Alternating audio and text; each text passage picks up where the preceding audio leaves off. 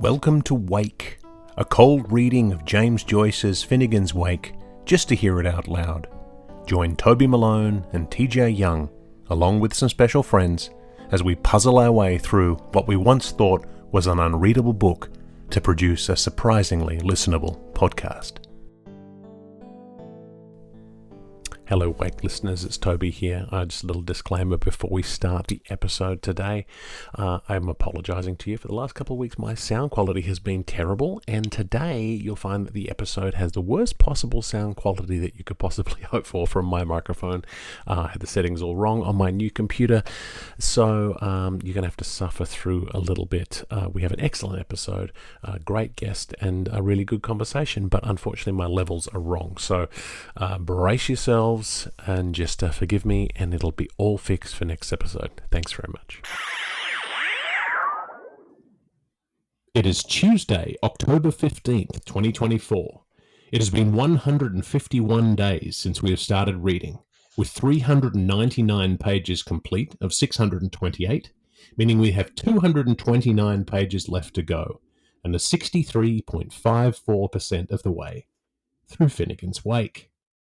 Welcome to episode 28 of Wake, the podcast that brings you a trilogy of fun, analysis, and confusion, all in the name of fulfilling a long-held bucket list item, reading James Joyce's Finnegans Wake out loud just once. I am your host, Toby Malone, joined once more by the man who always knows that the third one is generally the best one in the series, TJ Young. Except for the third Matrix, the third Blade was better than the second one. I can give you a list of bad third movies, but third Deadpool was best. There's lots of different. Third Back to the Future is the best of the three. I don't care what anyone says. And this is where I say goodbye to our listeners. It's been so great to be with you during this time. So good. Anyway, yes, the third one. Well, we're saying third, obviously, because we're into the third book of Finnegans Wake. We thought we'd never get here, but here we are. And of course, here at Wake, we always keep our promises, so that at the beginning of book 2, in the Scandalous Night Games chapter, we had a guest so delightful, we just had to bring her back to begin book 3. It's Lucy Brazier. Hello. Hi, Lucy. Hi, how are you doing? Talking of number threes, what do you think of Godfather 3? I kind of think not as bad as I thought it was going to be. Right. But... Well, I mean, I think as a movie that stands alone without its first two, maybe it's okay. I think compared to the first and second greatest films of all time, you struggle a little bit. And then Sofia Coppola, God bless her, she's trying, but it's just not her thing. I'm glad she got into directing. Oh, absolutely, yes. yes. We can all agree on that. Although at this point, I'm like, Francis, you can sit down. Just sit at your winery. It's totally fine. We're good. You did it. Yeah, you think, eventually you get to a point where you say, I think I have enough money. But some people just don't know when to retire, I guess. No. I think he likes the attention. That's right. And in the last episode of Wake, in the book 2 recap, we did talk about how retirement is in our near future. TJ and I are going to be finishing up Wake in about 11 episodes, and then that's going to be it. We're going to retire the podcast forever, because we could go around and around in circles like Joyce wants us to, but I think we're going to stick with the once through. What do you think? We are a limited series. That's it. I mean, Lucy, you can take over the mantle if you want. We'll just pass on the IP, and you can. I mean, do you have any thoughts on doing Ulysses? People have asked, and people have wondered if we would, but I sort of feel as though starting with the Wake and then moving backwards sort of feels. I don't know. I'm not sure. Well, I think there are plenty of Ulysses podcasts out there, and so the part of the allure behind Finnegans Wake was the fact that it didn't exist very much out there, and I don't know if we can say anything about Ulysses that hasn't been said before, whereas Wake has really not been heavily mainstream, so we thought... Absolutely right, and I think once you've done the Wake, there's just nowhere else to go, is there? I mean, right. It is the pinnacle of literature. Exactly. Where would you go from that? Perhaps you should have started sort of maybe with a little bit, just some Shakespeare or something, warm up and kind of build up. But you've gone straight in at the top. Gone straight to Finnegans Wake. Yeah. When I tell you the number of Shakespeare podcasts out there that read the play and then talk about it, or monumental, and it's definitely how I got through grad school. Yeah, sounds like the worst thing to do with my spare time, but not does. the Wake. That's Not the Wake. fantastic. Yeah. Readers, listeners, I'll have you know that when I reached out to Lucy to ask if she wanted to come back, she was so enthusiastic, all the way from England, jumped through the computer screen with enthusiasm to come back and read some more Finnegans Wake. So, Lucy, did you get the chance to listen to yourself the first time around? Did you hear that? No, I can't listen to myself. That would be. No, that was such a good episode, though. It was a great episode, but I have. You know how your own voice sounds very peculiar, doesn't it, when you listen to it? So, well, as about the only person out there who's listened to every episode of Wake, so I've listened to myself a lot. I mean to say, you kind of get used to it. You can forget it's you, and you just the whole time I'm just like, someone needs to punch me in my nose and clear out my sinuses. That's the way I feel every time I hear my own voice. I think I feel quite squeaky and common.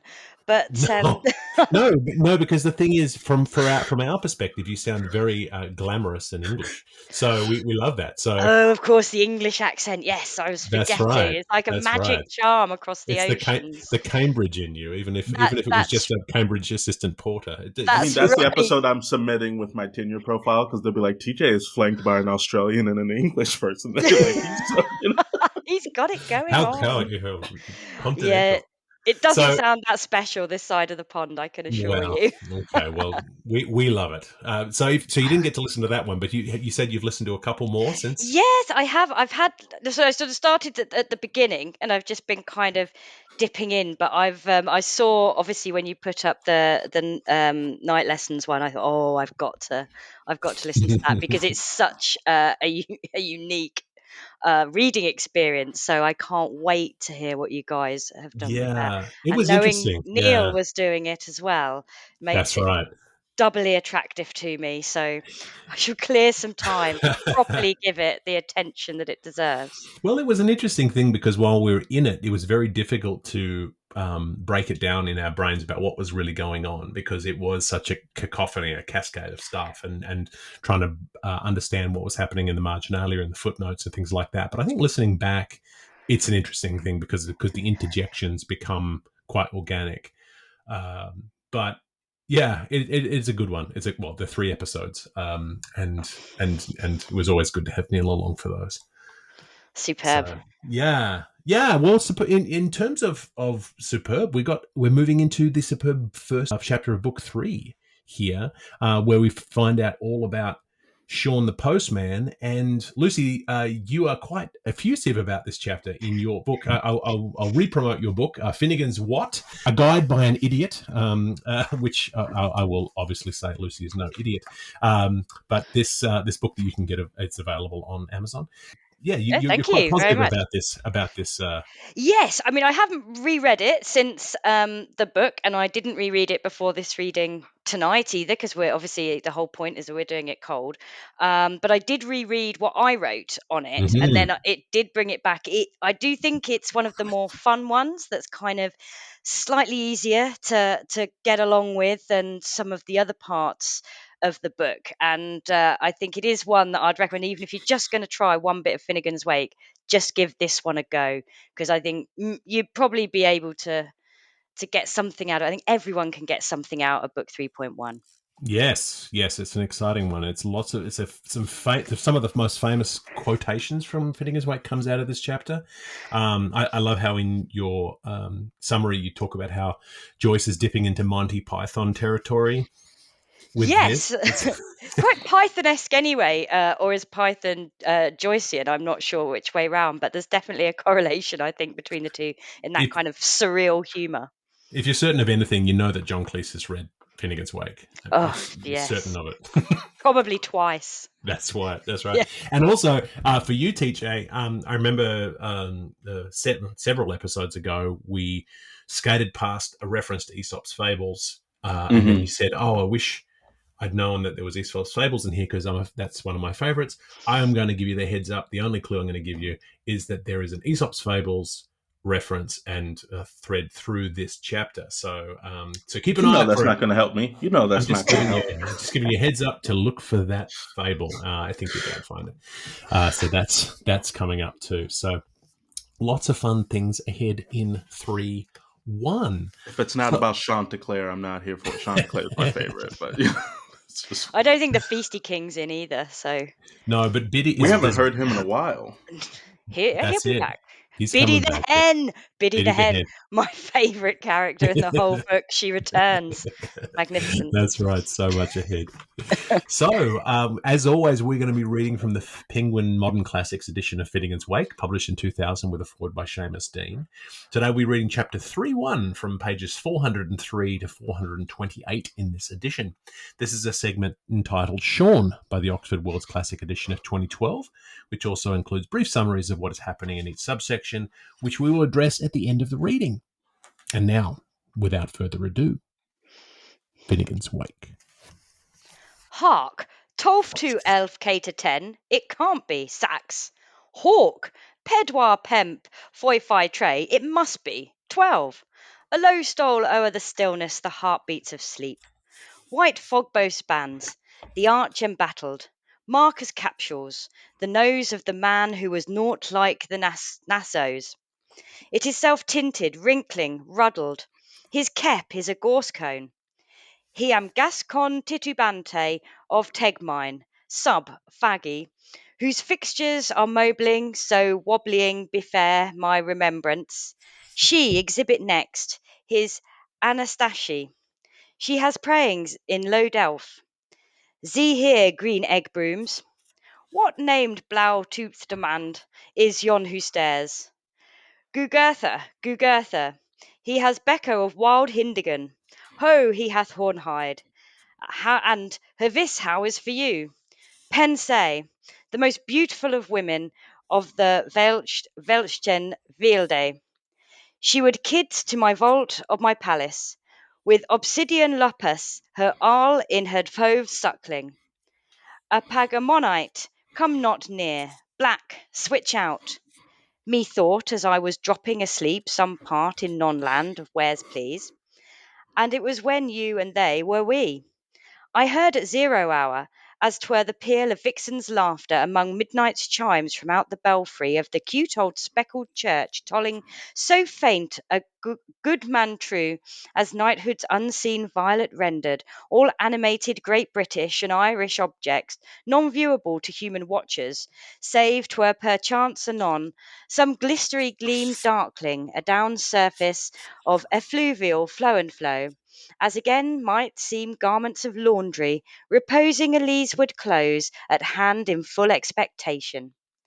And as I was jogging along in a dream, as dozing I was dawdling, methought broad tone was heard, and the creepers and the gliders and flivers of the earth breath, and the dance tongues of the wood fires, and the hummers in their ground, all vociferated, echoating, Shaun, Shaun, post the post, with a high voice, and oh, the higher on high, the deeper and low, I heard him so.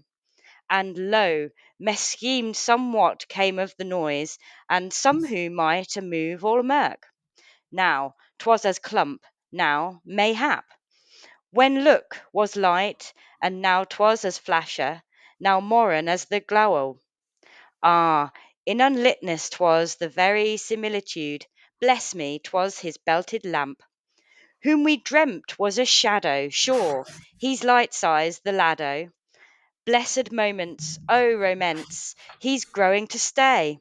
Ay, he who so swayed a will of wisp before me, hand propped to hand, prompt side to the prose, dressed like an earl in just the correct wear, in a classy mac frieze coat of far superior ruggedness, indigo braw, tracked and tramped, and an Irish farrier collar, free swinging with Meriswin's laces from his shoulthern, and thick welted brogues on him hammered to suit the Scots' most publican climate, iron heels and sparable soles, and his jacket of Providence, well provided woolies, in a soft trolling lisp of a lapel to it, and a great sealing wax buttons, a good helping bigger than the slots for them, of 22-carat Krasnap pop sky red, and his invulnerable burlap waistcoat, and his popular choker, Tamagugnum, settee and forte, and his loud boheme toy, and the Damascus overshirt he sported inside, a star-spangled zephyr with a decidedly surpliced crinkly doodle front, with his motto, "Through dear life," embroidered over it in peas, rice, and yeggy yolk, or for royal, and for male, RMD, hard cash on the nail, and the most successfully carried gigot turnips now you ever. What a perfect crease! How am Solukilu Carace! Breaking over the ankle and hugging the shoe heel, everything the best, none other from. Ah, then may the turtle's blessings of God and Mary and Haggis Patrick and Huggis Brigit be soup tumbling all over him, other than, and may his 100,000 welcome stewed letters, relayed wand post chase, multiply, a faith, and plutiply. Shaun himself. What a picture primitive! Had I the concordant wise heads of Messrs. Gregory and Lyons alongside of Dr. Tarpery's, and I dare say the Reverend Mr. Douglas, but I, poor ass, am but as their forepart Tinkler's donkey. Yet methought Shaun, holy messenger, angels, and uninterruptedly nudging him along among and along the winding ways of random ever. Shaun in proper person, now may all the blue black sliding constellations continue to shape his changeable timetable, stood before me.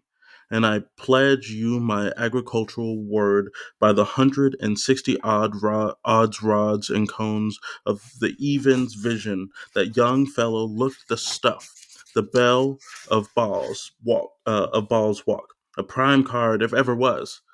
Pep? Now, without deceit, it is hardly too much to say he was looking grand, so fired smart, and much more than his usual health. No mistaking the beamish brow.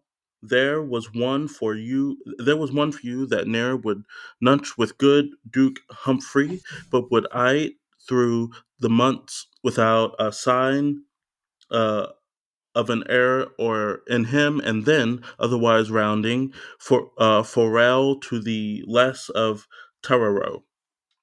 Those jovial ogle glances, the heart of the rule, and hit the hen coop.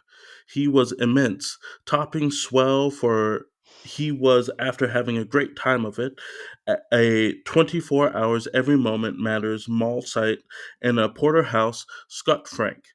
If you want to know St. Lozengage of Tools, the Wheel of Fortune, leave your clubs in the hall and wait on yourself. No chucks for walnut ketchups, lazenbys, and chutneys grappis.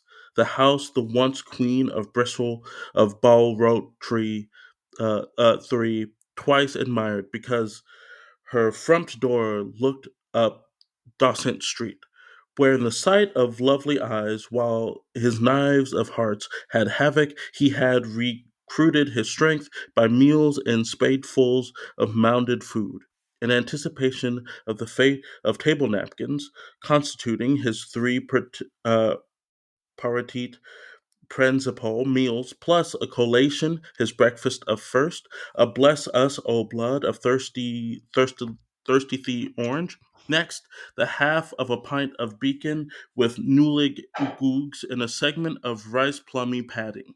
But met of sunder cigar, a suagar, and some cold forsaken steak, pietrified from the bat black night o'erflowing then, without prejudice to evictuals, came among Marindelli, his stockpot dinner of a half of a pound, a round steak very rare, Blong's best from Porter Langton's butchery, with a side of rice peasy and Yorkshire Ali melongi, and bacon with a little mar pleach, a pair of chops, and thrown in from the silver grid by the portoris of the roastery, who lives on the hill, in galosh gravy and pumpernickel to whoop up, and a gogger's bulby onion, margariter, margaritar, margaras, Daciandiatar. And as well with second course, and then finally, after his lunch o'clock snack at Apple Reds and Crit's Bretons of saddle bag steak and a bother him with the old Phoenix Porter, Gister to Gwyn his Gwistle and party sweet, and Irish too, and Mock Gruggle to whistle his way through for the swallowing swoop but swoop, and he getting his tongue around it, and Boland's broth broken into the bargain. To his regret, his sope avec nightcap Vidalucid carousel consonant with second course error and beacon the rich of the broad beans hig steak hag pepper the diamond bone hotted up tim tom, and while 'twas after that he scoffed the drakeling snugly stuffed following cold loin of veal more cabbage and their green free state a clister of peas suppositorily petty last. P.S. But a finger hot of Rheingenever to give the Pax cum spiritutu. Drilly thankful. Barood and Dulce and Thai pearly jam, all free of charge, Aman, and and the best of wine, Avec, for his heart was as big as himself, so it was I and bigger. While the loaves are a flowering and the Noctingale's jugs, all St. Gillian's of Berry. Hurrah there for Toby's. Mab Horderdaphne, brown pride for our custard house quay, amable with respectful cheerus graciously cheer us. Ever of thee, Anne Lynch, he's deeply dreaming. Halcyon, tea is the highest, for all laying odd terry. Thus thicker will he grow now, grew new, and better on butter and butter.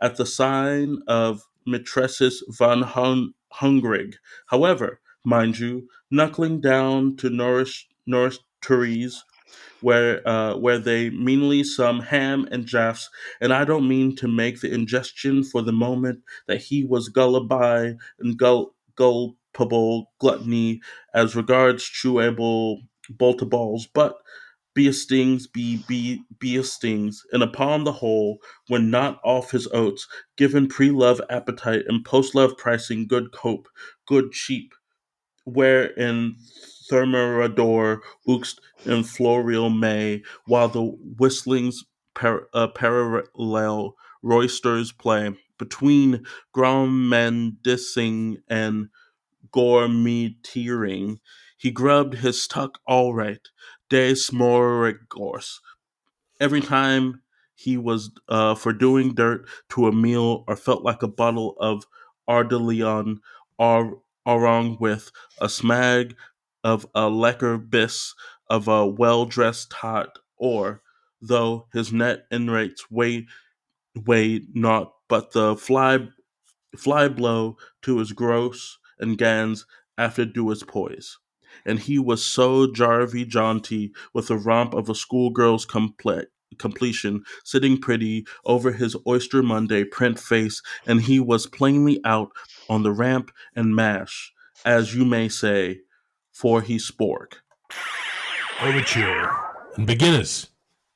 When lo, wish, oh wish, me saw me streamed as the green to the gred was flown, through depths of darkness, green grown deeper, I heard a voice, the voice of Shaun, vote of the Irish, voice from afar, and certain pure palestrine air chanted pan and angelical mid the clouds of 2S Petrus, not Micheline Kelly, not Mara O'Mario, and sure, what more numeros italicus ever raw sucked frisch uov in urinal?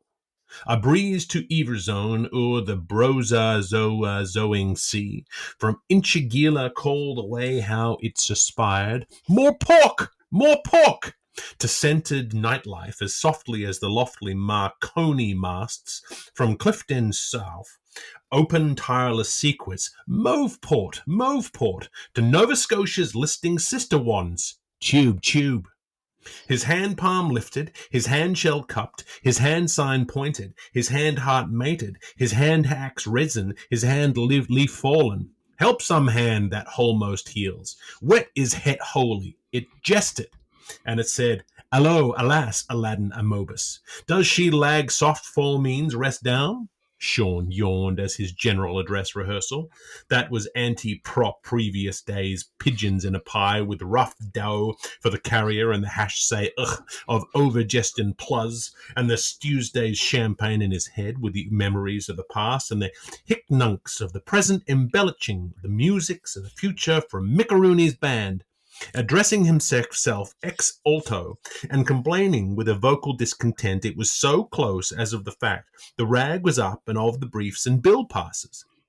A house full of deadheads, of him to dye his petticoats, to mourn his Hestonmost earning, his board in the swelth of his fate as, having moistened his manjicators upon the quiet and scooping molars and grinders clean with his 2 forefingers, he sank his hunk down anew it to rest at once, exhaust his winded hair, utterly spent.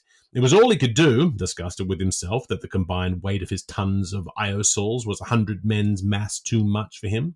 Upon the native heath he loved covered knee-high with virgin bush, for who e'er trod sod of Erin could ever sleep off the turf? Well, I'm liberally dished seeing myself in this trim. How all too unworthy am I, a mere mailman of peace, a poor loused haste-hater of the first degree, a principot of Candia, no legs and a title, for such an eminence, or unpro promenade rather, to be much more exact, as to be the bearer extraordinary of these post too many missive on his Majesty's service, while me and yous and them were extending us after the pattern of repulsiveness. Where is me? Yea is ye. I, the might have been Mayor Kenny, which bit his mare too early, or met his birth too late. It should have been my other with his leak name, for he's the head, and I'm an ever-devoting fiend of his.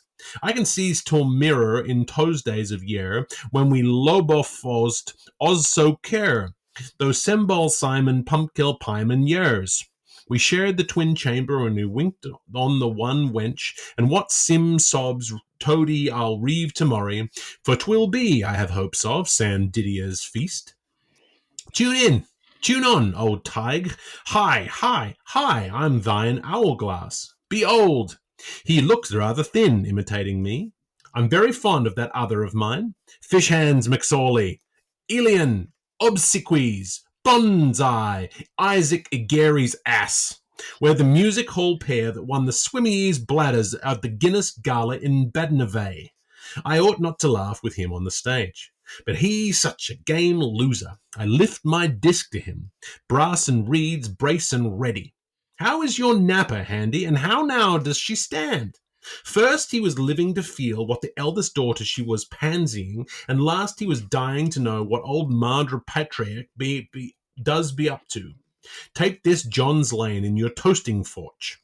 Shaunty and Shaunty and Shaunty again, and 12 Coolinda moons. I am no Helot Wat chipper, but I revere her for my own coant. She has studied. Piscis Vendelor, your grace, Futs dronk of Woodendom, but Gemini, he's looking frightfully thin. I heard the man she's shinging in the pantry bay, down among the dustbins, let him lie. Ear, ear, not I, for I'm at the heart of it. Yet I cannot, on my solemn merits as a recivitator, recollect ever having done of anything of the kind to deserve of such, not the faust of a nation, nor by a long trollop. I just didn't have the time to. Saint Anthony Deed.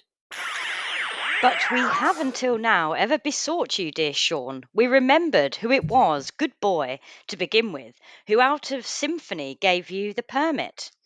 Goodbye now, Shaun replied, with a voice pure as in church mode, in echo right dainty, with a good cat-lick tug at his cocoa moss candy lock, a foretaste in time of his cabbageous brain's curly flower.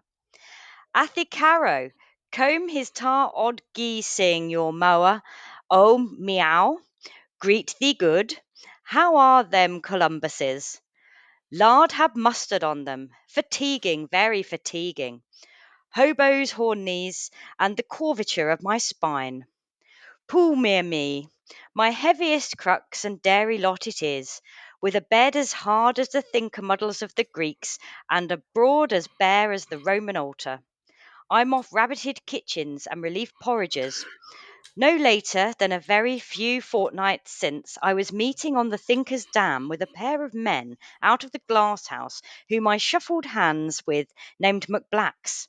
I think their names is McBlacks, from the Headfire Clump, and they were improving me and making me be like no 5-hour factory life, with insufficient emollient and industrial disabled for them that day o' gratises. I have the highest gratification by announcing how I have it from who, but Hagios Colin Killer's prophecies. After suns and moons, dews and wettings, thunders and fires, comes Sabatag. Solvitur palim ballando, tilvido, adi. Then we explained, Salvator, Ambliandi, you possibly might be so by order. Forgive me, Shaun repeated from his liquid lips. Not what I wants to do a strike of work, but it was condemned on me prematurely by Heriac books of chief overseer cooks in their Eusebian concordant homilies, and there does be a power coming over me that is put upon me from on high, out of the book of breedings, and so as it is becoming hereditary, I have of course nothing in view to look forward at, unless it is swan, and beating the blind quarters out of my old fellow's orologium, olos olorium. A bad attack of maggot, it feels like. 'Tis trope, custodian said.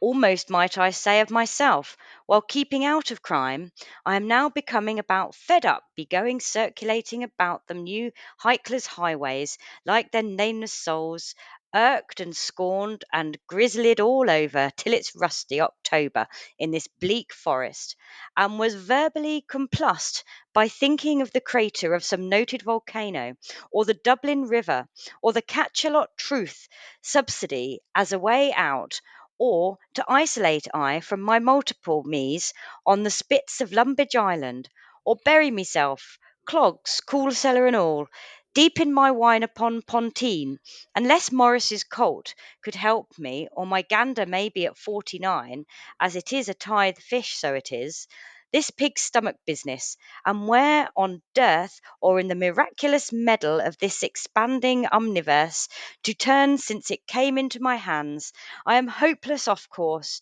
to be doing anything concerning. We expect you are honest, Shaun, we agreed, but from franking machines, limericked, and in the end it may well turn out we hear to be you, our belated, who will bear these open letter. Speak to us of Emalia. As Shaun replied patly, with toothpick tacked to and a down of his dampers, to that I have the gunpowder, and, by the benison of Barbet, it is a lock to say with everything, my beloved. Would you mind telling us, Shaun honey, beg little Bigmore boy, we propose to such a dear youth, where mostly you able to work. Ah, you might, whimper, and we shall. Here, Shaun replied, while he was fondling one of his cow-wheel cuffs. There's no Sabbath for nomads, and I mostly was able to walk, being too soft for work proper, 60-odd eelish miles a week, between 3 masses a morn and 2 chaplets at eve.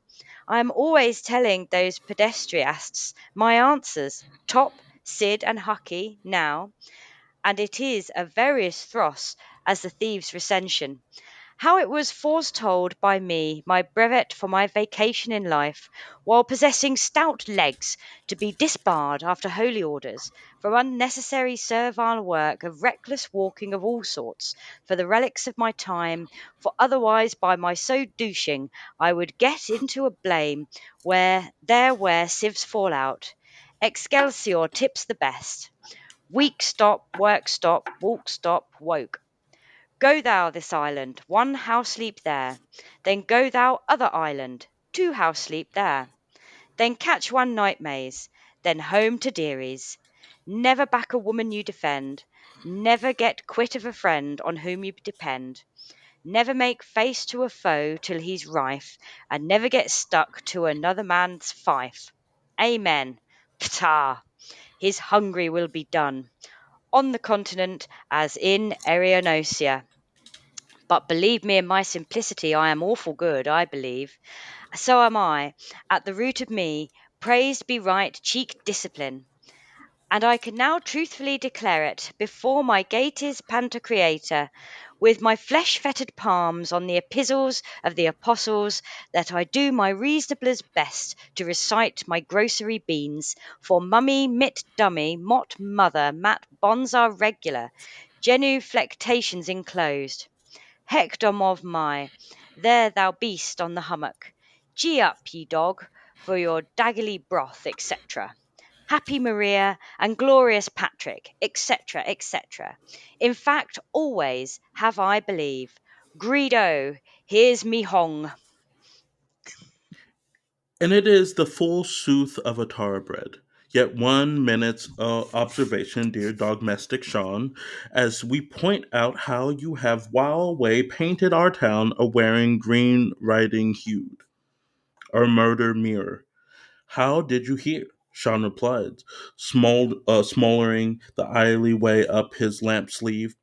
It just seemed the natural thing to do. So shy of light was he then.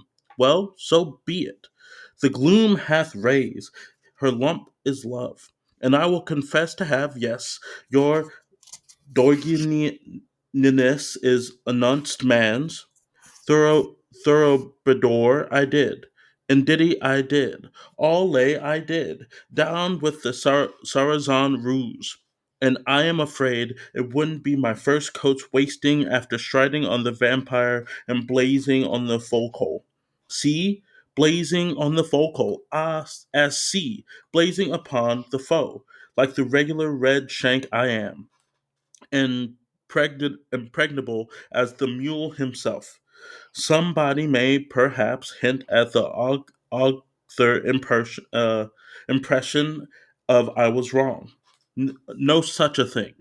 You never made a more frightful mistake. Excuse yourself. What's pork to you means meat to me, while you behold how I be eld. But it is grandiose by my ways of thinking from the prophecies. New worlds for all. And there were scotographically arranged for gentlemen only by a serif chewer in Newfoundland who finds he is a relative. And it was with my extroverted Davy, like Lou, be thorough. More hards day or night, Tom Thumb, Puffwum.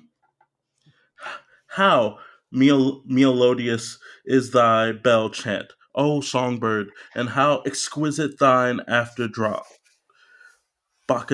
Bacchanate in Eminia tuba insignia volumnatius tue.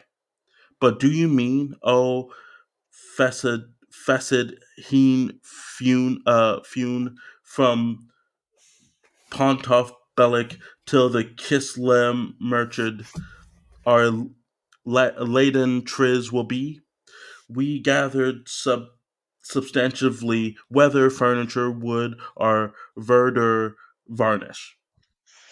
It is confoundurous injective, so to say, Shaun the fiery boy shouted, naturally insisted, as he shook the red pepper out of his ulcers. And another time, please confine your glaring innate intonations to some other mordant body. What on the soing of his furnace planet would I be doing besides your verjuice? That is more than I can fix, for the tion behind anyway.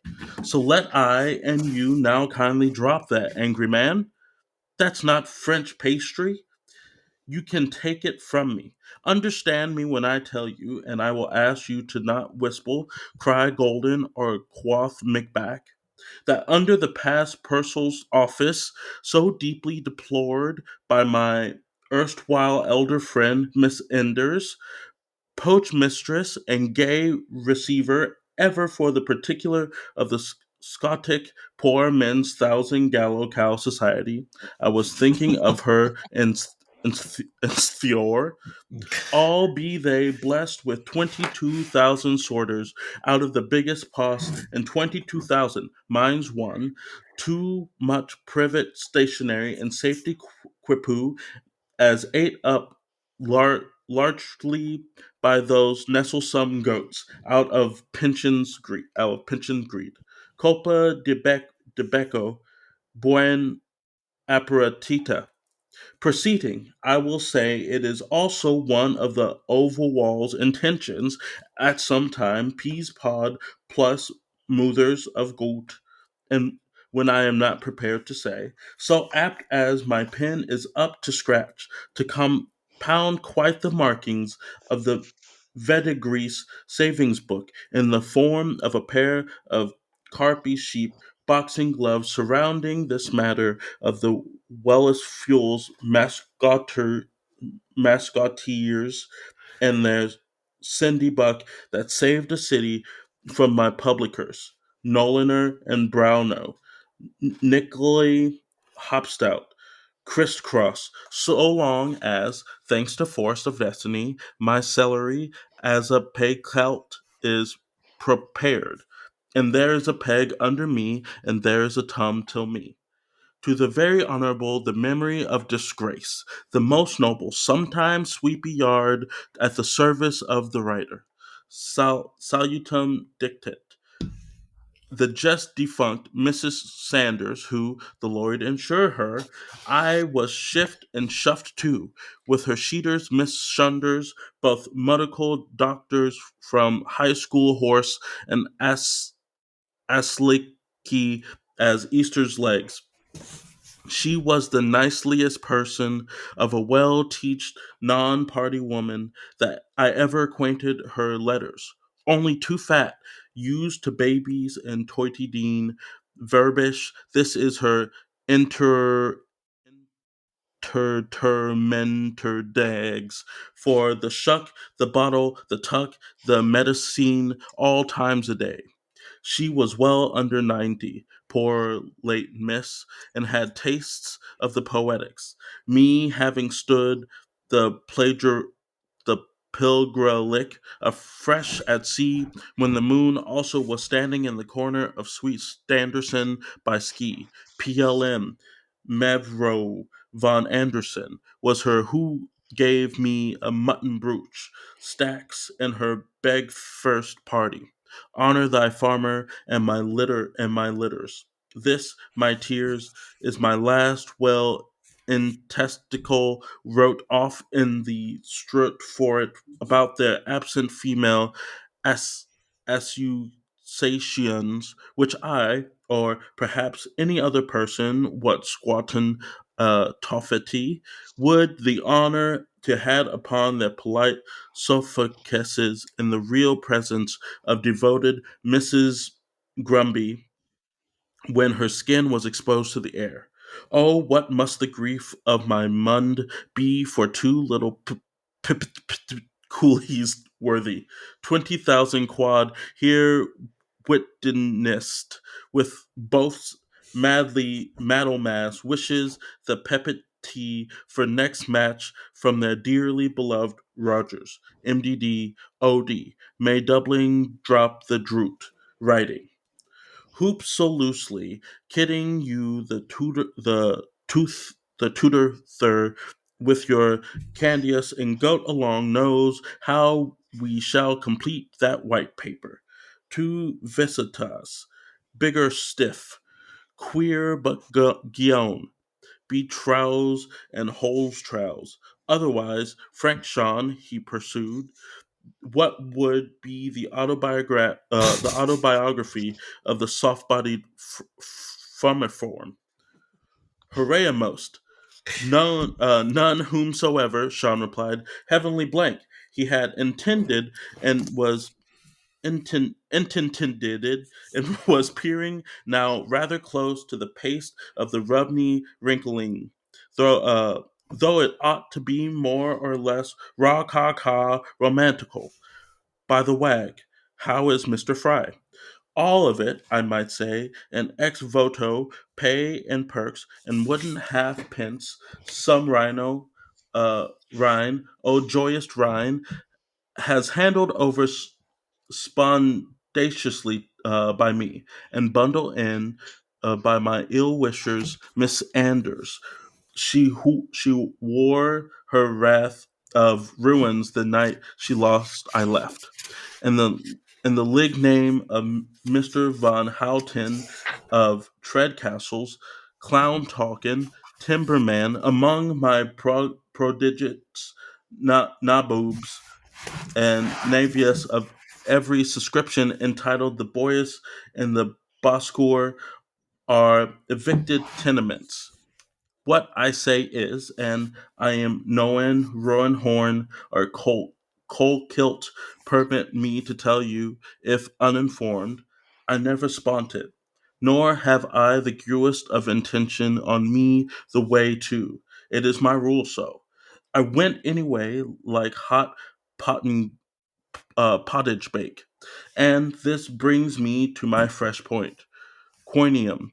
I am as plain as portable envelope, in so much, in how much you will now parably receive, come of one of Musi year Guninus registered Anduraterra Hus barrels. Quick, take 'em whiffed andronet it now. So be it, we responded. Song, Shaun, song, have mood, hold forth. I apologize, Shaun began, but I would rather spinooze you from the grim guests of Jacko and Aesop. Fable 1, Feeble 2. Let us here consider the casus, my dear little Cosis. Hustin, Hastin, Caffin, Coffin, Tussum, Tossum, Damon, Damma, Cossag, Kusag, Ho, Bix, Hatux, Pex, Word, Beck, Oz, Cashel, Carat, of the Ont and the Grace Hoper. The Grace Hoper was always jigging a jog, hoppy on account of his joyosity. He had a partner pair of Findlestilts to supplant him. Or, if not, he was always making ungraceful overtures to Flo and Luce and Beanie and Vespertilla to play Pupa, Pupa and Pulicy and Lang tenors and Pushy Giddy Yum and to commence insects with him, their mouth parts to his orifice.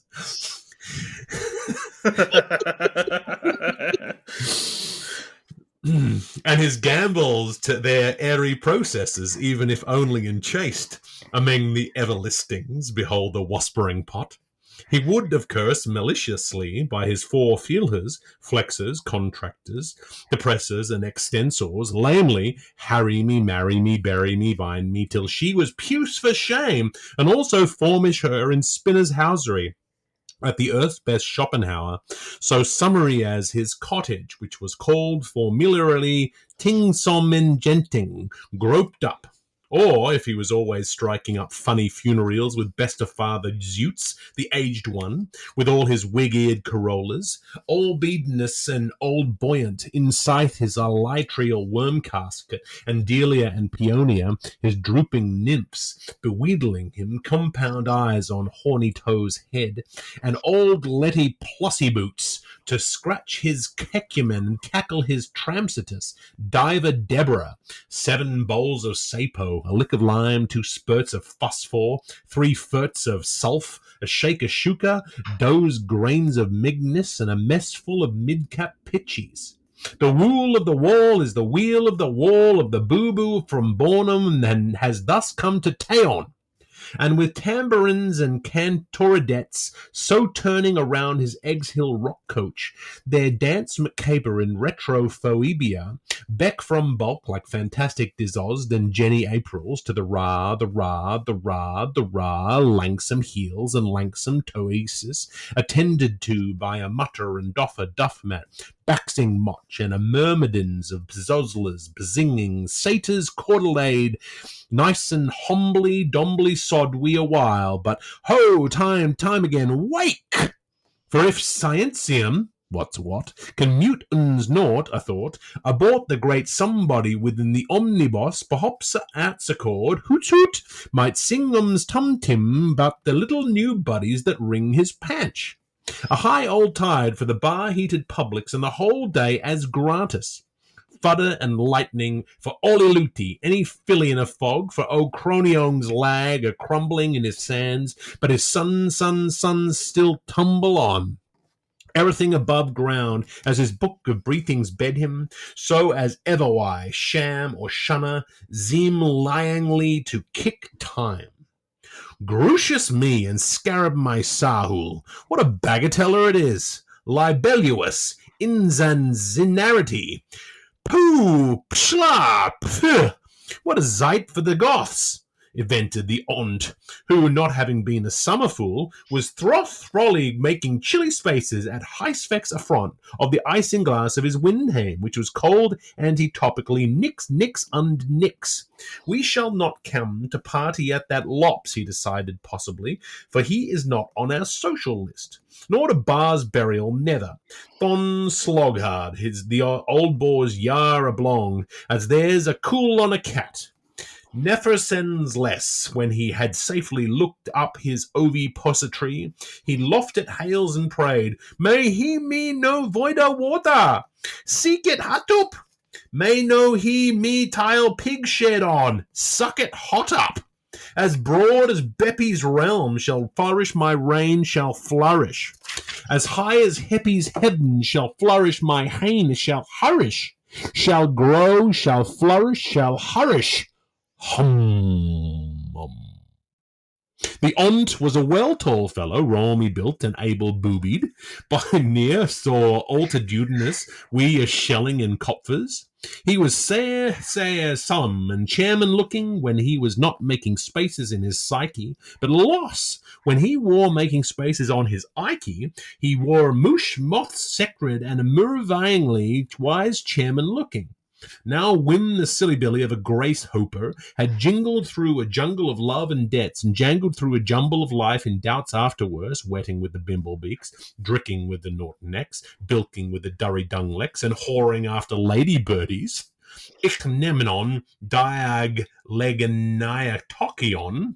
He fell joust as sick as a sexton, and tantu puveru quant a church prince, as we're the midgies to wend hemsfilts, or vote for search for grub for his corapuse, or to find a hopsies, a lick he whisk knit, Baruco dry, Fuco spint, Saltamont osaber, and Vulo mundo osi vida vidi, nix, uns nixed, not one pick-a-peck of Musco money to bag a tittle bits of bee bread.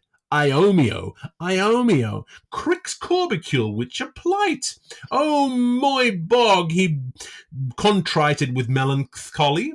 Me blizzard, him sluggard, I am heartily hungry. He had eaten all the wildpaper, swallowed the lustres, devoured 40 flights of staircases, chaired up all the menses and secles, wronged the records, made munballs of the ephemerids, and voriostod most glutinously with the very time-place in the ternitary, not too dusty a cicada of nutriment for a chitinous chip so mighty. When Chrysalmus was on the bare branches, and off he went from Tim-song-ning genting. He took a round stroll, and took a stroll round, and took a round stroll again, till the grillies in his head and the leavnits in his hair made him thought he had the toss mania. Had he twice cycled the seas of the deed, and traversed their revermer? Was he come to hover with his engills, or gone to hull with the poop? The June snows was flocking in thuck flues on the Heaglestones, millipedes of it, and myriapods, and a lugly whistling tornadoes, the Bora yellers, the blower basting tegalo huts to up to tetties, and rooching sleets off the copperly houses, playing Ragnarok Rignarek with a rignant penetrant siphonotorous spook. Grouse! Upper! Grouse! Upper! The Grace Hoper, who, though blind as a bat flea, yet knew, not a leetle beetle, his good smettling of entomology, apes nisonitomos, loose nor lysines, but promptly tossed himself in the Vico, pthin and pthir on top of his buzzer, tesily wondering where would his luck alight or bus of both appease, and the next time he makes the acquaintance of the aunt after this they have met themselves, those musicals unsummables, it shall be motti lucky he will have beheld not a world of difference. Beheld his gross the on't, prostrandverus upon his drone, in his Papillonian babushkis, smulking a spatial brunt of Hosanna cigars, with unshrinkables far falling from his unthinkables,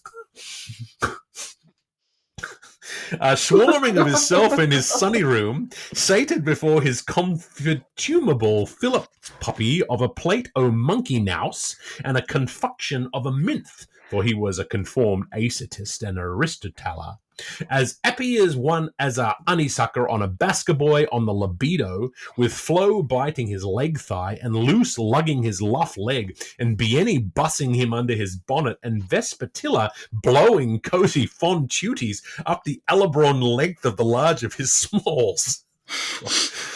As intimate as pinchably could be. Emmet, and Demmet, and be Jiltsies crazed, and be by Jatsies whipped, sneezed the Grace Hopper, agupe with his fitchel jays, and at his whittles ints, and what have I foresight?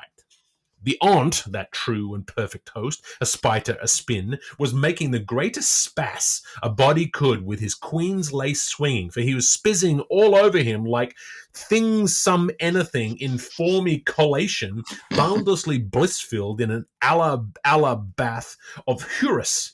He was amusing himself hugely at crab round and merry posts, chasing Flo out of charity and tickling Luce, I hope too, and tackling Bienny, faith, as well, and jucking Vespertilla dukely by the chimchimiish. Never did Dorsan from Dunshannigan dance it with more devilry. The very pathetic imago of the impossible Grace Hooper on his ottercop in the mire after his thrice ephemeral journeys, sans mantis ni shushu, feather-weighted animule, actually and presumptuously sanctifying chronic's despair, was sufficiently and probably cuckoo much for his chorus of gravitates. Let him be art alone, the weeps with his parasites, peeling off him, I'll be Hyphy the cracker cider. Flunky footly furloughed fowl, writing off his phony, but Conti Kami makes the melody that mints the money. Ad majorem LSD, Divi gloriam, a darkener of the threshold. Haru? Hooraymost, capsizer of his ant boat, sacketh reed from evil it is, lord of loaves is among dead. Be it, so be it, thou who thou art, the fleet as spindthrift, imfang thee of mine wide heart. Haru. The thing pleased him, ant.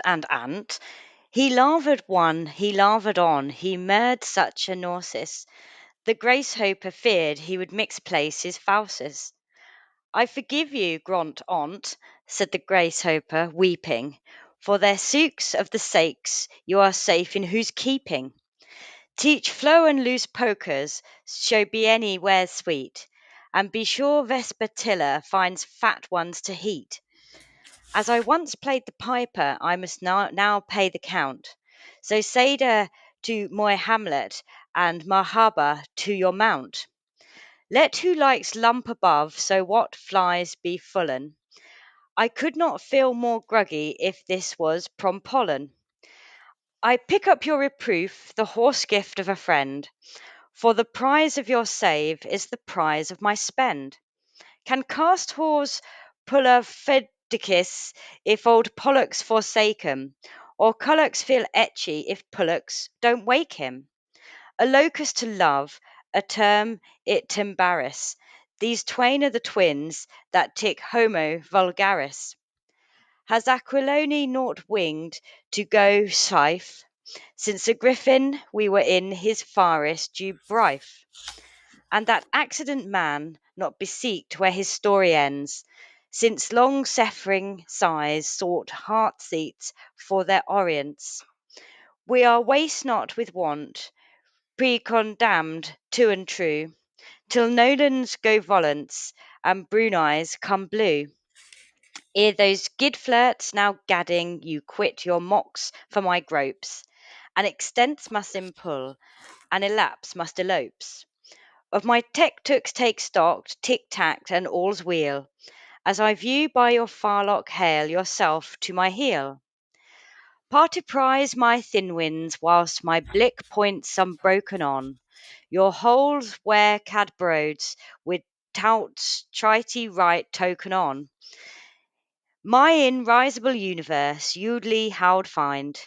Such oxtrabry forness meet Solville behind. Your feats end enormous, your volumes immense. May the graces I hoped for sing your ontship song sense. Your genus it's worldwide, your space is sublime. But, hold me, Salt Martin, why can't you beat time? In the name of the former, and of the latter, and of the Holocaust. Amen. Now, how good are you in exposition? How far flung is your folklore and your Veltingling, your Vulcan vocabulary? Que vi spranato qua mora cantanto. O forbler, O flip, you that wandered vlog wail within ye.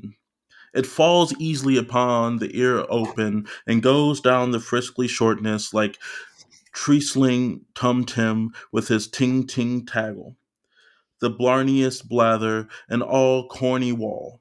But could you, of course, decent letter chan, we knew to change your name of not your notion, while still in the barrel, read the strange wrote anaglyphs in those Shem letters, patent with his Christian's M?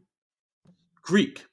Hand it to me, Shaun replied, plosively pointing to the cinnamon crystal quill behind the astrolabe. I'm as after dusk nobly Roman as Pope and water would christen me. Look at that for a writing pen. I am that larynx. Letter letter potent to play that sim backwards like Oskin wild or in shunt Percy transluding from the other man or off the top tick or anything off the types of my Finklers in the drought or with butlers with my oys thick shut and all. But, Hellas, it is Harrow Brew, bad on the cons and calluses. As far as that goes, I associate myself with your remark just now from Theodicy, re-forloined note paper, and quite agree in your prescriptions, for indeed I am, pay gay, in juxtaposition to say it is not a nice production. It is a pinch of scribble, not worth a bottle of Cabis. Overdrawn. Pufflity offal tosh. Besides, it's auctionable, all about crime and libel. Nothing but beyond clerical horrors et omnibus to be entered for the foreign as second class matter. The fullest filth ever fired since Charlie Lucan's flummery is what I would call it if you were to ask me to put it to a single dimension. That pronounced opinion I might possibly orally have other about them bagses of trash which the mother and Mr. Unmentionable, oh breed not his shame, has reduced the writing without making news out of pseudonym when she slipped under her couchman and where he made a cat with a peep. How they wore two manges of the makewater, and why there were tree fellers in the shrubs. Then he hawks his hand mud figures from Francie to Fenzi down in the Kukin. Fizz is me mother and hare's me father. Bob, Betty, Fam, and Pig, Pike. The live tree made flourish by the ectotaph, let it stain, with balls and ball bimbies swarming till top. Kion bien, fee feel, and the Duchess Diane loafing at his pawn peck de barrack. and all the mound reared, till he wot not what the to begin he should. An infant sailing eggshells on the floor of a wet day would have more sabby. Letter carried of Shaun, son of Hek, written for Shem, brother of Shaun, uttered for Alp, mother of Shem, for Hek, father of Shaun, initialed G, gone. 29 Hardware, St. Lendet, Tintillayanum, Bailey Ale Ether Cleath, 31 Jan, 1132 AD. Here Commerce's Enville, tried apposite house, 13 Fitzgibbets, Loco, dangerous, tax 9d. B.L. Goines, Esquire, L.B., not known at 1132a, 12 Norse Richmond, knave unlodgeable, loved Noah's dress, sinned Jetty Pierce, noon sick parson, 92 Windsewer, Av, no such number, Vale, Fins hot, ex-belled from 1014d, pull down, Fairview, opened by mistake, 965 Nighumplian Sextifits, shout at sight, roof loss, fit Dunlop and be satisfied, Mr. Domnall O'Donnelly, QV8 Royal Terrors, none so straight, shut her up, dining with the Danes, removed to Phillips Burke, at sea, DED, place sent on, Clontark, Father Jacob Rice Factor, 3 Castle Woos, PV, arrested, JP, converted to hospitalism, ere the march past or civilization, once Bank of Ireland's, returned to City Arms, 2 Milchbroke, wrongly spilled, Tromcom draws, now Bunk of England's, drowned in the Laffy, here, the reverest Adam Foundlitter, Shaun Geschotten, 7 Street Peters, since Crabank, sieved of the crowned, well, Sir Arthur, by Peterson's matches, unto his promixed hands, blown up last Lemmas by Orchid Lodge, search unclaimed mail, house condemned by Ediles, back in a few minutes, closet for repairs, 60 Shelburne, key at Kate's, kiss, Isaac's butt, poor man, delicious arson, caught, missing, justiciated, Canely forward, Abraham Badley's king, Park Bogey, salved, already buried, Hollow and Evie, deserted, overweighed, understrumped, back to the P.O., care of, owns mo M.O., to let, to be soiled, cohabited by unfortunates, lost all license, his birth toe is frozen over, X, Y, and Z Limited, Destinied Tears, A.B. Ab Sender, Boston, Mass, 31 June 1312, P.D. raised, lawyered, vacant, mind. Here's the bailiffs. Step out to haul out of that earweaker with your bloody big Bristol. Bung, stop. Bung, stop. Come bum, stop. Come bake to old Irene. Stop. Kind Shaun, we all requested, much as we hate to say it, but since you rose to the use of money, have you not, without suggesting for an instant, millions of moods used to slough turn times as words and the pen marks used out in Sinscript with such hesitancy by your celebrated brother, excuse me not mentioning a hem, celebrated, Shaun replied under the shelter of his broguish, vigorously rubbing his magic lantern to a glow of full consciousness. He sit entsy. Your words grates on my ears.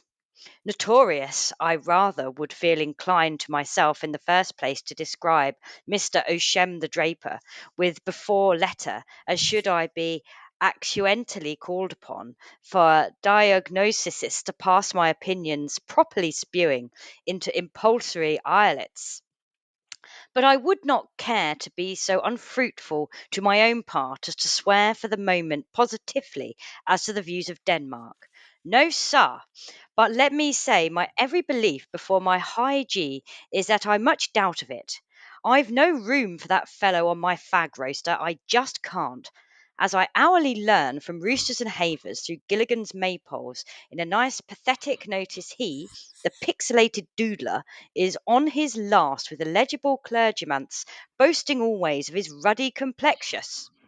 She, the mammy Far, was put up to it by him, the iniquity that ought to be depraved of his libertines to be silenced, sackcloth and suspended, and placed in irons into some drapery institution of the antipopes for word sharping only if he was clavner enough to pass the panel fleischers and the field post censor. Gash! For that is a full blown fact, and well celebrated before the four divorce courts in all the king's paunches, how he has the solitary from seeing Scotch snakes, and has a licence for the production of consumption and dalicky syphilos on his brace premises, where he can purge his contempt and degenerate into a skeleton bethinking himself to death. Rot him, flannel feet, flatty row. I will describe you in a word. Thou, I beg your pardon, homo, then putting his bedfellow on me, like into Mike and Nick onto post. The crinny man, I'll give it to him for that. Making the lobbard change his tops, as we say in the long book. Is he on whose keeping, or am I? Obnoximost Posthumus, with his unique hornbook and his Prince of the Apauper's Pride, blundering all over the two worlds. If he waits till I buy him a Mussulman's present, hose knows half cousin of mine, pigdish, nor wants to. I'd famish with the Cuitha first. Aham! May we petition you, Shaun illustrious, then, to put his prentice pride in your approper's purse, and to ravel in your own sweet way with words of style, to your very and most obsequient we suggested, with yet in Aesop's foible as to how? Well, it is partly my own, isn't it? And you may, odd and welcome, Shaun replied, taking at the same time, as his hunger got the bitter of him, a hearty bite of the honeycomb of his Brahm and Melio Edible's hat. Try on, and triune and onecome. Sure, I thunk 'em you knew all about that. Honorary causes through telemonetary channels long ago. Sure, it is as old as the Baden bees of Saint Dominico's, and as common pleas now to all his pole blows and bunkum as Nelson his trifolgarious pillar. However, let me see, do.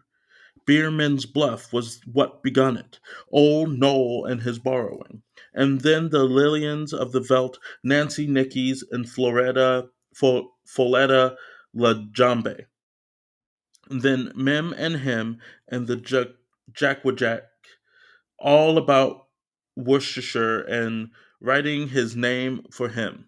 I regret to announce, after laying out his literary bed for 2 days, she kept squalling down for noisy priors and bawling out of her Jemimach Farsian and Shemish like a mother in the Incas with a Garicilaso hue. Aniamums pinched her thighs and about the balt with the Markashare Parawag as his loyal divorcers, when he ferociously shed Ovis and Alamancy. Tis all the tale of the Tud with the boring heavish backclack, and him, the cribber like an amber trickster, aspiring like the deacons, fast aslooping in the entrance to his poth- pothrio Pothriani chair, and his sixth finger between his cat's eye and the index, making his pilgrimage of child horrid, and engrossing his gander pan with a Indio glossary he invented under the Hicks he Hesop. Hock. Ik kick gave him the took imitator, and it was entirely the latter to blame. Does he drink because I am sorely there? Shall be no more Kates and Neils. If you see him, it took place there. It was given Miek, thank the bench, to assist at the whole thing BX special chancery license. He, as often as I think of that unbloody housewarmer, Shem Scrivenich, always cutting my prose to please his phrase. Brigorer, I declare, I get the jawwalk. Be me punting his reflection, he'd begin his biograph in muddy ass ribbolds. Dig teeter, grunstgayer, swap beef. You know he's peculiar, that egg shiker, with the smell of old woman of him. To suck nothing of his switch dupes, MD made his ante mortem for him. He was grey at 3, like Cygnus the swan, when he made his boo to the public, and barnacled up to the eyes when he repented after 7. The alum that winters on his top is the stale of the ston that will soar when he stambles till that hag of the comb rapes the pad off his lock. He was down with a whooping laugh at the age of the loss of reason, the whooping first time he predeceased me. He's weird, I tell you, and medieval down to his vegetable soul. Never mind his false feet and his tan bark complexion. That's why he was forbidden to mate with his and was warmed off the rice course of Money under the helpless corpse enactment. I'm not at all surprised the saint kicked him, whereby the sum taken Berkeley showed the reason generously. Negus, Negasti, Negertop, Negerto, Negatobi, Negergrutter. Then he was punched out of Things Muddy's school by Miss Gartrude for itching. Then he caught the Uropolicus and went into society of Jewses with Bro Cows and Franz Checks and Brother Paths and Brat Salvos. One temp when he One temp when he foiled to be killed, the freak wanted to put his bilingual head intentionally through the Ekish Thames and go and join the clericy as he demon demon can sky terrier, throwing dust in the eyes of the holy affirmers. He used to be avowed as he ought to be vitundist. For once I squeaked by twist, I'll squeal him. Then he went to Cecile's treat on his solo to pick up Gallon. As best Apollonius, incompat, he has encoused in the blood. Shem, to have the outmost contempt for. Props bitten, con shy, Tiberia is waiting on you, Asteriel crank. Chakra a seagull ticket at Gadabua and Gambiani's.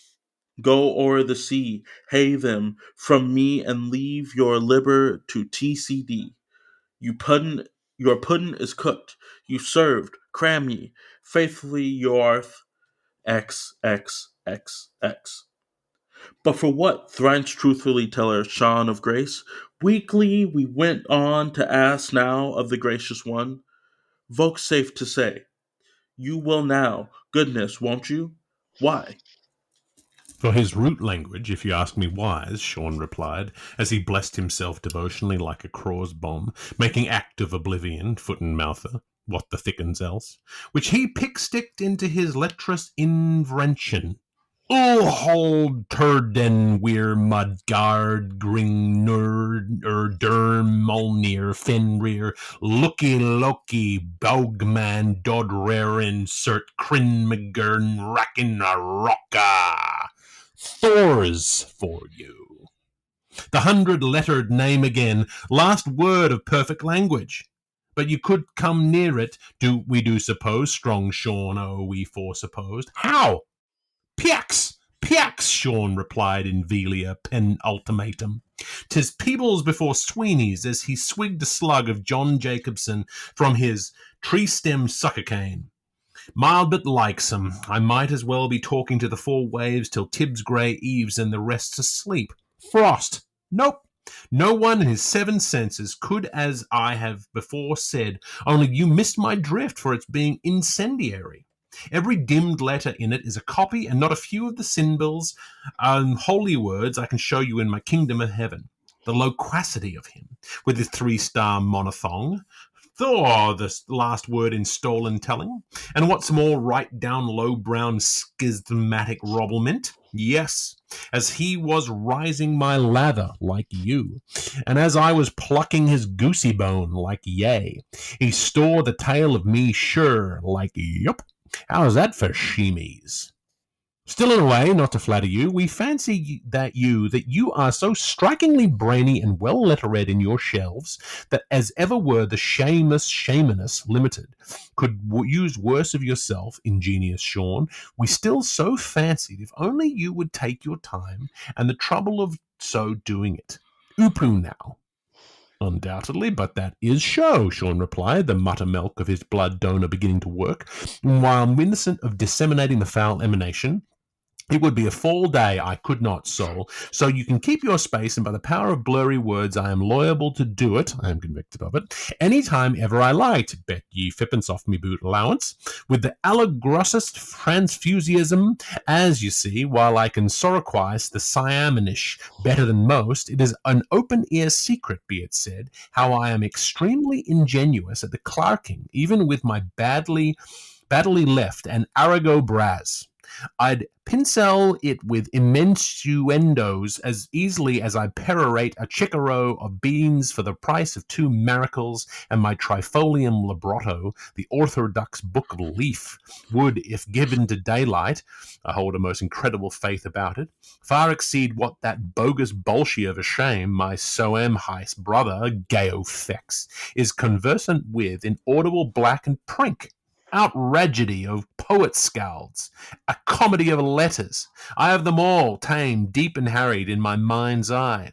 And one of these fine days, man dear, when the mood is on me, that I will have cut my throat with my tongue tonight, but I will be almost moved to take potlude and introvent it Patrick just like a work of merit, mark my words in a pen to my mark twang, that will open your Patrickers ops for you, bro the brewer, only for, as a Pabst and an immature and a neophyte and a spaciaman spaciosum and 111 other things, I would never for anything take so much trouble of such doing. And why so? Because I am altogether a chap too fly and hairy man for to infradig the like of that ultra-virulence. And by all I hold sacred on earth, clouds, and in heaven, I swear to you on my pyop, an oath by the awe of Shaun, and that's a howl of a name, that I will commission to the flames any incendiarist whosoever, or everyman howso clever, that who would endeavour to set ever anima arona mutha of mine on fire. Rock me, Julie, but I will Soho. And with that crick-crack-crunk of his three-lunged squall, from which grief had supped every smile, big hot-tempered, husky-fusky Crenfee, Stenfee pugilizer, such as he was, he virtually broke down on the moorhead, getting quite jerry over her, overpowered by himself with the love of the tear silver that he twinned through her hair, for sure. He was the soft, semple-gorn slob of the world, with a heart like Montgomery's in his show chest, and Harvey loads of feeling in him, and as innocent and undesignful as the fresh fallen caliph. Still, grossly unselfish in sick self, he dished alarmes away, and laughed it off with a wipe at his puddlegees, and a gulp apologetic, healing his tear be the smell of his oi oogling around. Him belly no belong, solo mole pigeon. Ali Bully, Fooley's Gulper. Mind you now that he was in the dumpest of earnest, or through him jwa wa ho helpy haw hulk earthering herther. Mo like that, only he stopped short in looking up from his tide-shackled wrists through the ghost of an oceans, the weeds of panzerful heathens, of Joe Peters' gay totem, as they are telling not but were and will be, all told, scrooting forward in the far gone ahead to feel out what age in years tropical, ecclesiastic, civil, or sidereal he might find by the serious point stand of Charlie's Wain. What betuned the spheres sledding along the lacteal and the mansions of the blest turning on old times. As erect while he carved of thus, the dreamskin windle neck lassoed him. His thumbs fell into his fists, and loososing the harmonical balance of his ball-bearing extremities, by the holy kettle, like a flask of lightning, over he careened, oh, the sons of the fathers!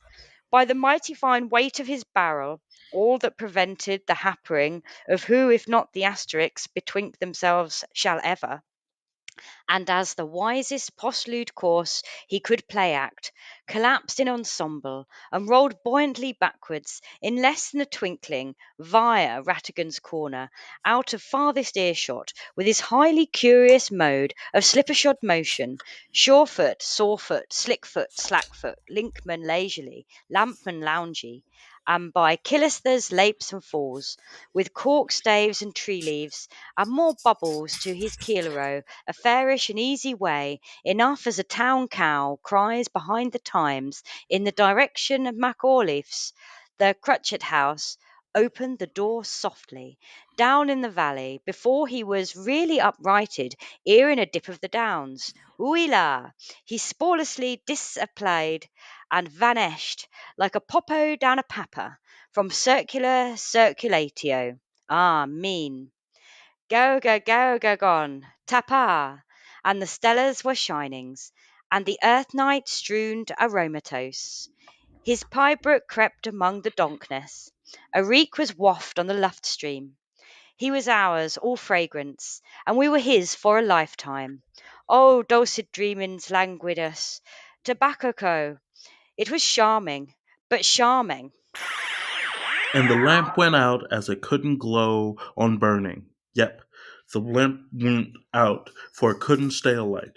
Well, how dire do we the hours when thy light fades? All dale and Yule, and it is to be beetle worn that thou art passing hence, mine brooder, able Shaun, with the twistering of the robe, ere the morning of light calms our hardest throes, beyond code's cradle and porpoise's plain, from carnal relations, unfamiliar faces, to the ends of Tuskland, where the offence scrum from Orm till the oust of a miracles, where the toll stories grow proudest. More is the pity. But for all your deeds and goodness, you were so oft and forever doing mano, and Miriam Amelia, even the moly, or even to moly, as to our humbler classes, whose virtue is humility, can tell. It is hardly we in the country of the old, Sean Moy, can part you for Eliopo. You were the walking saint. You were to stare, to graced of God's impities and the solace of the wake. Count countenance would whose dispartation afflictedly found fun and feels. Winner of the gamings, primed at the sturdiance, pro predicted from the story bouts, the choice of ages wise. Spick spook spokesman of our scepter quae silitilianus. Musha, be minded of us out there in the cockpit. Poor 12 o'clock scholars, sometime or other any when you think the time. Wisha, becoming back to us way home in Biddy House, one where or either anywhere we miss your smile. Palm wine, bread, fruit, sweet meat, milk soup, suspo. However, our people here in Samonesia will not, after forgetting you and the elders lurking and marking the journeys, chalking up drizzled and drizzle out on the four bare mats. How you would be thinking in your thoughts, how the deepings did it all begin, and how you would be scrimmaging through your scruples to collar a hold of the imperfection being committed. Sirelands calls you. Mary Loyal is sailing moonlight, and slyly Mara Maureen's lady maid at Glass House Lodge. Turn your coat, strong character, and tarry among us down the vale, you gander, only once more. And may the moose of preposterousness gather your rolling home. May foggy dews that be diamondized your hoop rings. May the fire plugs of friality reinsure your bunghole. May the barley wind behind glow luck to your bathershins. 'Tis well we know you were loth to leave us, winding your hobbled horn right royal post, but a rue sure, pulse of your slumber, dream book page, by the grace of Vorte Dame, when the natural morning of the nocturne blank merges into the natural morning of golden sun up, and Don Leary gets his own back from old Grog George's Quartros, as the good ship, the Johnny Joys, takes the wind from waterlogging Erin's King, you will shift across the Moyland Sea and round up in your own escapology some canon Nostior's day or other, sack on back, alack, digging snow, not so? Like the good man you are, with your picture pockets turned knock side out, and the rake of the rain for fresh remittances, and from that till this is any case, Temus tenet. May the Tuscans grow quickly under the tramp thickets, and the daisies trip lightly over your batter copse. Magnificent. Fantastic. We did it. Well I'm done, sorry. everyone. This is not the ant and the grasshopper I know. This is, there were some adult actions happening near the end of that interaction that I I was like, what in the bug's life is happening? I The couldn't filth. quite The believe filth. it. I mean, goodness Amazing. gracious me. What sort of mind concocts insect erotica? I mean, there's something about was making the greatest spaz of body could with his queen's lace swinging for me. I mean, it's beautiful and terrible in equal measure. I love it. Spizzing though, here's the thing: Spizzing, we now spizzing. know what spizzing is. You know, it's like our internal schnozberries. You know, I'm generally pretty good at powering through the things that make me laugh, but it really got me a couple times there. I really had to pause the reading and just acknowledge the filth that was pouring out there. I mean, we've been talking about how dirty he is through, and it's funny because in chapters before, I've been like, maybe I'm reading too much into this, and I was like, there is no way I am misinterpreting what this is I right think the thing is, you're probably not reading enough into most of it. That's now. that's the thing. Well, that's the thing is that if we claim that Finnegans Wake incorporates all of human knowledge into it together, then there has to be a segment on insect porn. That's like otherwise, not everything is covered. So this is the section. Tick. insect porn is covered. So Until I read this book, I didn't even know that existed, and I will probably sort of Google it, but don't Google it. not on You're going to my come own up with device. no, not at this time of year. Halloween's around the corner, and there are furries out there That's too making insect much. porn. That no, we're not. You know, the crazy thing is, it's funny that you mentioned like all of humanity being in this book. I listened to, this is a complete tangent. I listened to this other podcast called Dungeons and Daddies, and it's not a BDSM Sorry, podcast. what? They make it very clear. It's about, the first season's about four dads who get taken into another realm and they have to save their kids. But you know, they have to save their kids from a creature called the doodler. And so when the word doodler came up in this book, I was like, how? And I know none of the creators of this podcast have read Finnegans Wake. If you knew, they're just comedians, you know? So I was like, it is all in here. It's It all truly there. covers everything. Yeah, Yeah. absolutely. Bunghole. You know, I doubt that the makers of Beavis and Butthead again read Finnegans Wake and said, ah, yes, this term on page 427 is the Yeah. one that we're going to have our character say. Yeah, their mouth parts to his orifice and his gambles to their airy processes. I Really, mean, there's nothing subtle about that. It's making it very clear what the grasshopper and the ant are doing. The ant is stocking up for winter so that he can have his fun. that is, He's earned yeah, it. one way of putting it. That's right. Well, that was chapter 3-1 from Finnegans Wake, in case anyone's drifted away. And we are in the middle of our discussion on the filthy fables of that segment. And you were right, Lucy, when you characterized it in your book, Finnegans What, that this is a really fun chapter. It's really fun to read. And the questioning of Shaun makes for a really interesting structure.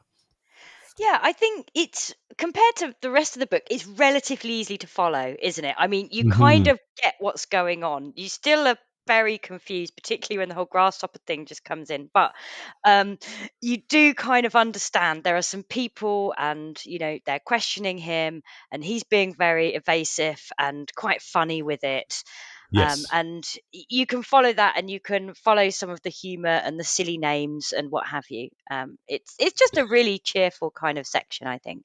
It is. The thing that really struck me, and I'll say this, we're recording this in the middle of October, so we're about a month out from the end times, or known as the American election. But it really struck me in a similar kind of sense where you ask anyone in this election a question and they'll give you every phrase except for the answer that you've asked them, and so That's they'll ask them a politics. direct. They'll ask, but it's more than ever before. They just ask a direct Oh, yeah. question, and they say, "This is what I feel like saying." So I'm going to say something different. And so them asking a direct question to Shaun, and he goes around in this he has all sorts of things to say, and goes around in circles, and then finally at the end says, "My uniform is a barrel of Guinness." Yeah. Who do anything, slags off his brother, Oh, talks he loves about it. this, that, Yeah. and the other. He will not answer that question. Yeah, he has a future for him if the postman Dark doesn't work out in politics. He can run for the head of the union, and it'll be totally fine. Yeah, Yeah. he'll definitely get it. So on page 420, I just loved this section where there's a description of all of the postmarks and redirections of the letter Yeah. that's been the legendary letter we've been This hearing about letter, so long. But all of it's been addressed and readdressed, and try next door and across the road, and not at this address to somebody's send it back dead. there. Oh, that was just a delight to go through and see, sort of map this out. I feel as though there's a whole dissertation to be written just on the makeup of the letter, or maybe it's some kind of mixed media thing where recreate the letter with all of these markings on it, because it's something. It's interactive theater where you have all of these places and you have to go to them in the correct order. Right, You absolutely. could Yes. probably do that. In fact, you probably, if you knew your history and Dublin well enough, I bet you could follow that route of that letter if you There's had someone in access. Dublin right now They're who has doing a it right now. shingle out. Yes, yes. Spend €50. I'll take you around to wherever the letter went in Finnegans Wake. I'm not sure how many people are spending that Take my money. money. I will absolutely go on the Well, route there's of so the many. letter. Yeah, well, you can do Leopold's Walk in Dublin, and go and follow around Ulysses. But this one might be a little bit more niche. Maybe that you're not going to get quite so many French tourists on. You get some very interesting people on that tour. I think so. It would be very interesting, or it might just be us three, as it could go one way or the other. It's just us. So how was the read for you, Lucy? How'd you feel this time around? Yeah, really enjoyed it. As I say, you can get there's a good rhythm there. As in with a lot of Finnegans Wake, you've got to try and find the rhythm to read it out loud to try and get any kind of sense out of it. So, yeah, I really enjoyed it. It was sort of a little bit more familiar to me than the other reading I did. I think this was one of my favourite parts of Finnegans Wake, so it's kind of sat with me. And I think because you can kind of follow it. It does feel, a little bit more homely. But yeah, quite a musical, jaunty chapter. Absolutely, yeah, love it. Really good fun. Yeah, Really I good feel fun. as though, I mean, so with the formatting on the page, the listener won't hear it necessarily, but we can see it in the page. If you're reading along, you can see that there's a little dash that sort of suggests that it's a change of speaker, and that's kind of useful. And I think if we were planning ahead, or if we were staging this, putting this on stage, you would probably have different voices for it. You'd have one voice playing Shaun and then another voice playing the questioner, and that might be an interesting sort of way into it. And then each of those questions, the Oxford World Classic actually breaks down what the question and answer is in each of those, which makes it quite interesting. And I must admit, while we were reading, I did peek at the Oxford World Classic breakdown to say what question are they asking here, and illuminating that makes it brings out the meaning there, just to be able to get that sense. So let's go through the Oxford World Classic summary. Just there's quite a lot of them, but I'll just give you a sense following the page and line number as convention standard for this text. So this is book 3, chapter 1, from pages 403 to 428. It's called Shaun. So 403 to 405.3, a new narrator announces the appearance of Shaun in a dream. And Lucy, in your book, you talk about how this is a donkey. I think it's a donkey from the guys from the end of the other book. I love it. I don't know why I thought that at the time. No, but I think it's the donkey. I absolutely trust you. I believe so. That's what I pictured the whole way through, having read your summary.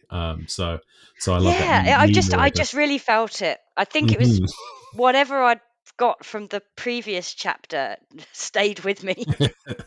So 405.4 to 407.9, this is Shaun's diet. 407.10 to 409.7, waking wearily, Shaun says his brother should have his job of postman. 409.8 to 414.13, an interview of 14 questions begins. Shaun's answers generally drift from the question into complaints. Number 1, how did you get the job? His answer, it was foretold. Number 2, you had an order. Yes, and I feel suicidal. Number 3, do you carry the famous letter? Yes. Number 4, where do you work? Here and around as a preacher. Number 5, did you paint the letterboxes green? Yes. Number 6, and will the green vanish? No, but there are other problems I will report. Number 7, what about your uniform? It's a Guinness barrel. Number 8, will you sing us a song? And then from 413.16 to 419.10, we hear the Aunt and the Gracehopper, the reworking of Aesop's ant and grasshopper fable. The wealthy Aunt turns down the Gracehopper's request for money. The Gracehopper sings a song that will long outlive the Aunt. So they skipping some parts. They skipping. 419.11 to 420.16. Question 9, can he read ALP's or Shem's letter? I can read anything, but this is rubbish. 420.17 to 421.14, the letter and its non-arrival. 421.15 to 426.1, questions 10 and 11. Isn't your language as bad as your famous brothers? And how did the letter come about? Shaun replies, rails against degenerate Shem. Question 12, so why did you deliver it? Because of the invented words. Question 13, you could do it? He answers, no one could. It's all stolen anyway. Question 14, but with time you could do it? He answers, I could and do better, and I'll send to hell anyone who wishes to set my mother on fire. Reasonable. Yeah. 426.4 to 427.16. Shaun gets worked up, then, admiring the stars, careens into the river. 427:17 to the end. The narrator wishes him well and predicts his return. So a pretty fun chapter in that description. And we get 2 thunderwords as well, and including our final thunderword. So these are the 9th and 10th thunderwords that are in the book. And so we get to the end. Our last one is on page 424, and it's full of Norse mythology. Again, someone's written a thesis on this, but we have references to Mjolnir and Fenrir and Loki and Ragnarok and Thor. All these characters in amongst this thunderword, which I guess is thunderous. And this one is interesting because it's 101 letters long. This thunderword, this final thunderword, which means that of the 10 thunderwords, we have 1,001 letters in the thunderwords, which then parallels the 1,001 nights. So, ooh, clever. Yeah. Oh well, Joyce is he's adding in extra letters just to make sure we get to 1,001. I don't know if it's coincidental or anything. I'm glad I didn't get any of the thunderwords. I must say, you took most of those, Toby, I'm so selfish. I made sure I got every thunderword in. Yes, the he podcast. did, which is totally fine. So That's absolutely fine by me. Yeah, I think, but just because I like. I don't know. I figure this was my Sisyphean task to finish this book, so I figure I will take on all of the thunderwords myself. So and beautifully done, if I may say so. Beautifully done. Thank you. Oh, that should be your tattoo. All your thunderwords looping around your 1,001 arm. looping all the way down, all the way. Yeah. In honor of the ant and the grasshopper, you have to start on the thigh, though. Well, I found that very illuminating. As you will see from my book, I didn't get much in the way of what the questions and answers were. I realised there were questions and Shaun was not answering them, but it was really nice to learn there actually what they were talking about. I mean, it still doesn't really make any sense even in plain English. It's just mental, but it's kind of nice to sort of be there in it, to follow that. So yeah, I found that very educational.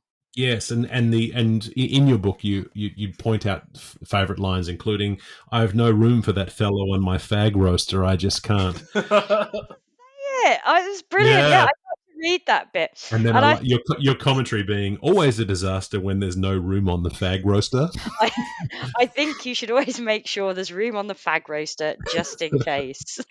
I'm kind of down for. I will describe you in one word. Thou, I beg your pardon, homo. Yes. I just thought, oh no, I don't remember that bit. Surely he just means a man. We'll see. These people are mean, so he's quite mean about his brother, isn't he? But I think in such a funny way. What's the one he said about all the way down to his vegetable soul or something? What a wonderful thing. I must say that about my brother. I'm sure he'd love it. And the smell of old woman off him. I like that. Yes. I like saying that people smell of old women. That's a brilliant insult. Really. It reminded me of doesn't it? A retirement home. I was like, I know that exactly smell. What that feels like, yeah. Yes. So good, yeah. So some fantastic insults, some like absolutely brilliant porn, and just a mad ending, and biddies in it as well briefly at the end. So I mean, it's probably the best chapter, certainly so far. Yeah, absolutely, and a delightful reading of it. And our listeners can't hear that Lucy's camera's not working, so we couldn't see your facial expressions while you were reading. So that was the only downside to today's recording. Yeah, that was a shame, and you couldn't see me sort of stifling my laughter as well at the other bits, and my shocked face at the rude bits, of course. No stifling required. It's just, No, magnificent. reactions are. Yeah, that's right. It's such Well, a this superb reading. I probably will listen to that one, even though it's got please me do, in it. please, and you should listen to the other one too because Yeah, it's maybe I will. very good. I Yes, will. absolutely. If you're a completist, which I know you are, you'll have to listen Yes. to them. I, I, Otherwise, I it mean, I will doesn't at count. some point. Yes, Hmm. definitely. Well, this has been a long one, and we've taken up a lot of your evening. And I know it's late where you are because you're ahead of us in the time. You're in the future, so I am in the future. so we will leave it there. Do you have anything to promote? We have Finnegans What Do I have again. anything to promote? Oh, no.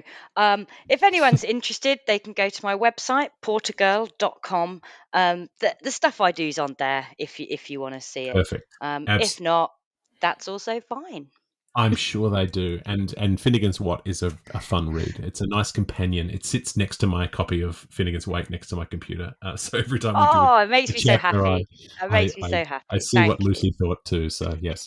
And look, we have 11 more episodes to go, and it seems silly not to bring you back for part of book 4. So we'll see you Oh, again in the future. Good yeah, things happen in definitely. threes. We talked about it. Absolutely. That's the way it goes around here.